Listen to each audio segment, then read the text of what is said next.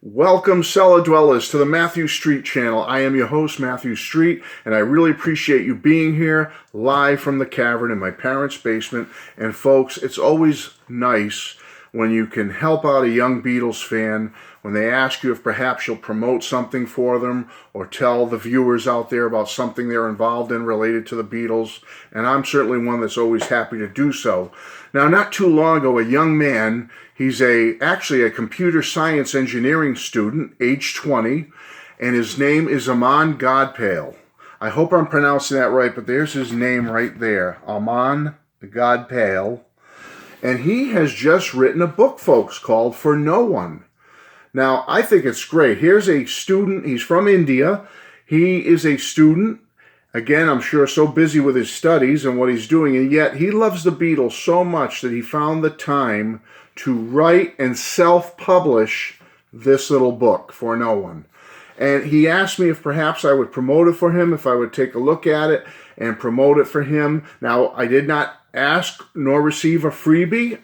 I'm going to put the link below to the book at Amazon. I went to Amazon.com and purchased this book and read it, and I enjoyed it, folks. So I want to share it with you, and perhaps you'll check out Aman's book and support a young Beatle fan who's trying to get the word about the Fab Four out there for years to come with his writings.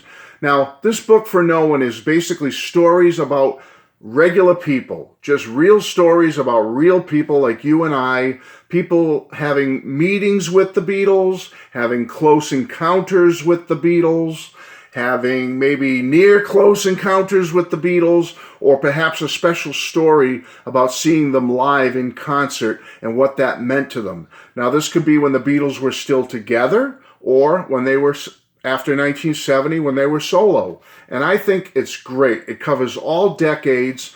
Aman compiled stories from so many different people all over the globe, all over the decades, from the 60s right up to today. Some of the stories are quick, easy reads, very short, and some of them are several pages long, and you get a little more flavor for what the actual background and what was going on with the story, because it's more involved than just a quick hit.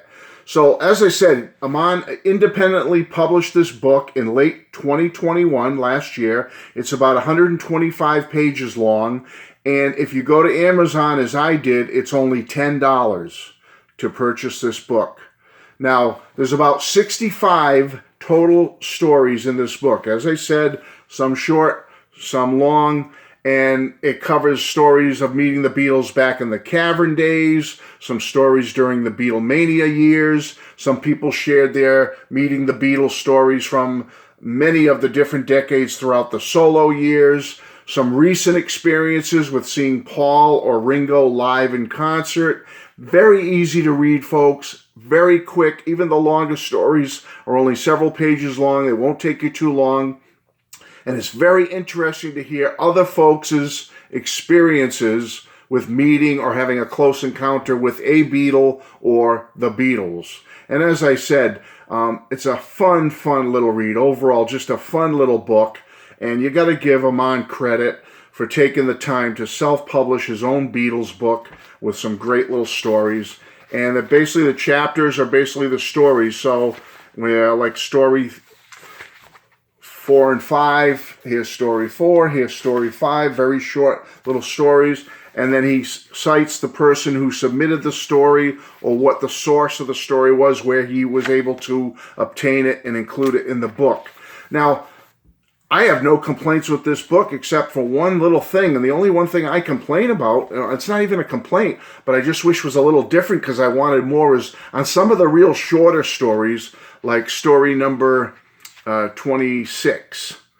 It's a cute little story. A gentleman by the name of Keith, it's very short, one paragraph. A gentleman by the name of Keith submitted this story. He talks about meeting one of the Beatles at Abbey Road Studios, and that he was there, the Beatle was there mixing some recordings or something, and came outside and was waiting for his car to pick him up, and was collecting some multi-track tapes, and was talking about how this man Keith was in the reception area when the Beatle, and I keep saying the Beatle, and that's my only complaint with this story. It doesn't say which Beatle it was. You know what I mean? So I just think you need that story. I wish I had the details. I want to know which one was it, John, Paul, George, or Ringo, and maybe like if this gentleman Keith had provided. What was the recording of? Was it like a particular album by one of the solo Beatles? Was it during the Beatle years? So I don't know for sure. So that's my only small little minor quibble with the book, is on a couple of the stories. I wish there was a little more detail as to the background and maybe fleshing out the story a little more, because I was really chomping at the bit to get more information on a few of these stories. But overall, folks, it's great. There's some great stories. And they're fun, easy to read. I mean, you can, in one sitting with your favorite beverage or favorite snack, you could sit and read these little stories about real people meeting the Beatles, having close encounters with the Beatles. I just think it's a lot of fun. You can get it at Amazon for only $10. If you're interested in having it added to your collection, then by all means, I recommend going over and doing it, folks. I have my copy. I enjoyed it. It was a quick, fun read. And hats off to Aman for putting out a cute little Beatles book, and here's to many more years of maybe publishing some more books, Aman, about music and other topics. Thank you again, folks. I will put the link below to Amazon where you can get Aman's book, and I really appreciate you being here in the basement, my parents' basement, in my little music cavern. Bye-bye.